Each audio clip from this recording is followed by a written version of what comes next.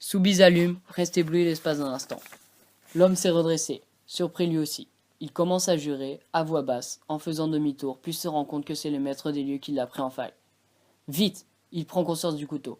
Geste réflexe d'apaisement, un pas en avant. Attendez, je vais vous expliquer. Soubise relève l'arme. T'approches pas. On peut s'arranger. Recule vers la fenêtre et retourne-toi.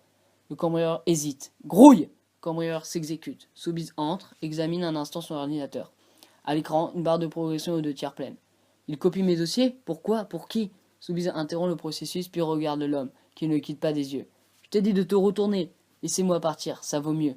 T'es chez moi, tu m'as agressé, je me suis défendu avec les mains du bord. Si je te plante, tout le monde s'en foutra. Soubise trouve son mobile. Alors ce qu'il vaut mieux, c'est que tu la fermes et que tu m'obéisses. Il compose le 17 et s'apprête à appuyer sur la touche d'appel quand son bras droit est brutalement tiré en arrière. Il y a un second intrus. D'une main, il enserre le poignet de Soubise et contrôle l'arme. De l'autre, il le pousse contre le mur. Fort, vite, choc. Face la première, le nez se brise. Choc. Le poignet claque et craque sur le montant de la porte. Soubise hurle, le couteau lui échappe. Retournement, son second agresseur a lui aussi marqué et il amorce un coup de tronche. Soubise évite de peu en décalant son visage. Riposte du gauche, à l'aveugle, étonnamment rapide. Le coup n'est guère efficace mais surprend néanmoins l'adversaire sur le côté de la tête. L'homme recule, tandis que son complice attrape Soubise par les épaules et le précipite vers le bureau avec un grognement de rage.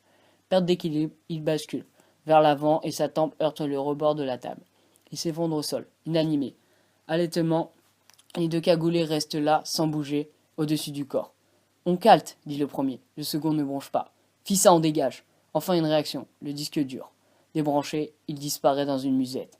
Puis, nouvelle hésitation. L'ordinateur. Allez, vent du cul dans la plaine. La lumière s'éteint, des pas précipités dans le couloir. Son pote est en train de se tirer. Le deuxième cambrioleur saisit le portable et, d'un geste sec, arrache tous les câbles avant de le fourrer dans son sac et de s'enfuir à son tour.